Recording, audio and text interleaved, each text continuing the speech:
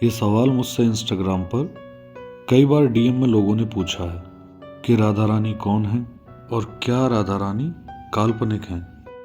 तो सबसे पहली बात कि राधा रानी कौन है ये बताने का तो मेरा सामर्थ्य नहीं है, क्योंकि जो उन्हें जानता भी है वह भी उनके बारे में नहीं बता पाता है, और मैं तो अभी उन्हें जान भी नहीं पाया हूँ। दूसरा सवाल कि क्या राधा रानी काल्पनिक हैं, तो आप मुझे बताइए कि क्या आप मानते हैं कि राधा रानी काल्पनिक हैं? क्योंकि अगर आप मानते हैं कि राधा रानी काल्पनिक हैं तो फिर मेरे कुछ भी कहने से कोई फर्क नहीं पड़ता है, और अगर आप ये मानते हैं कि राधा रानी काल्पनिक नहीं है तो फिर किसी के कहने से कुछ फर्क नहीं पड़ता है। आप मुझे बताइए कि जब आप किशोरी जी कहते हैं तो किसका स्मरण करते हैं? राधा रानी का। क्यों? क्योंकि आप जानते हैं कि राधा रानी ही किशोरी जी हैं। ऐसे ही जब आप राधा कहते हैं तो आप उन्हें स्मरण कर रहे होते हैं जो भगवान श्री कृष्ण की शक्ति हैं। वो विभिन्न रूपों में हैं, और नाम से क्या फर्क पड़ता है? फर्क तो भाव से पड़ता है।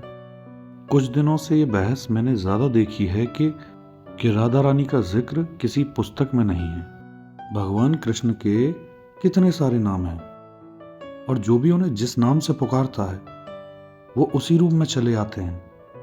अगर आप सिर्फ नाम की बात करें तो ऐसे तो कृष्ण भी क्या हैं, सिर्फ एक नाम है, कुछ भी नहीं है। नाम का अर्थ होता है कि आपने किसी को वो पहचान दी है। भगवान अपने नाम से अपना परिचय किसे देंगे?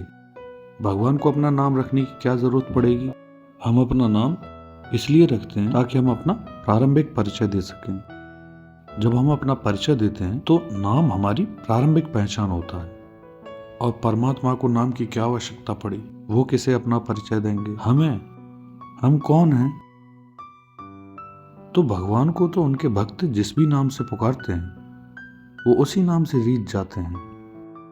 विभिन्न नाम होते हुए भी भाव एक रहता है।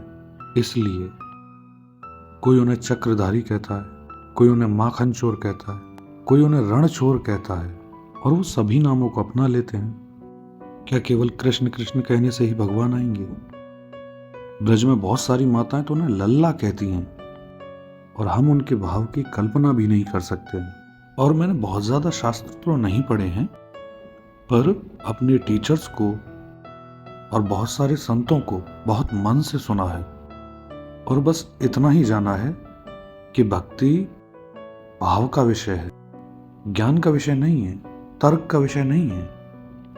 जब आप राधा कहते हैं तो आप भगवान श्री कृष्ण की शक्ति का स्मरण कर रहे होते हैं। अब वह चाहे आप माता रुक्मिणी के रूप में करें, या किशोरी जी के रूप में करें, या किसी अन्य रूप में करें। ब्रज में आकर देखिए, यहाँ सब कुछ राधे राधे है, और ब्रज में आने के लिए भाव से आना पड़ता है। अगर आप ब्रज घूमने के उद्देश्य से जाएंगे तो आपको एक शहर मिलेगा जो अन्य शहरों की तरह ही आम शहर है। कुछ मंदिर होंगे, कुछ मूर्तियां होंगी। ब्रज तो भाव से जाया जाता है। जब आप भाव से ब्रज जाएंगे तभी आप ब्रज को पाएंगे। और जो व्यक्ति ये कहते हैं कि राधा रानी का नाम किसी भी पुस्तक में नहीं है, तो काश सब कुछ पुस्तकों में लिखा होता।